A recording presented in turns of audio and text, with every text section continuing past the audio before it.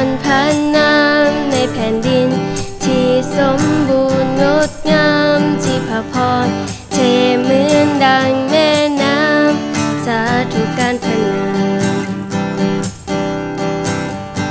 ำสาธุการพันน้ำเมื่อข้าลงในพื้นดินอ้างว้างซึ่งต้องเดินผ่านหนทางกันดารสาธุการพันน้ำทุกพระพรที่พระองค์เทลงมาข้าขอสรรเสริญถึงความมืดมิดคืนคานเข้ามาข้ายังสรรเสริญสาธุการพระนามของพระเจ้า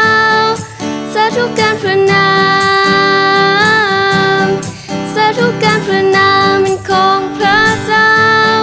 สาธุการพระนามพระเจ้าสูงสุดสาธุการพระนามเมื่อตะเวนส่องแสงทองลงมาเมื่อทุกสิ่งเป็นเหมือนปรารถนาสาธุการพระนามสาธุการพระนามแม้ต้องเดินในทางล้มด้วยเสียน้ำจึงต้องเจ็บปวดเมื่อยามเดินตามสาธุการพระนามทุกพระพรที่พระองค์เทลงมาข้าขอสรรเสริญ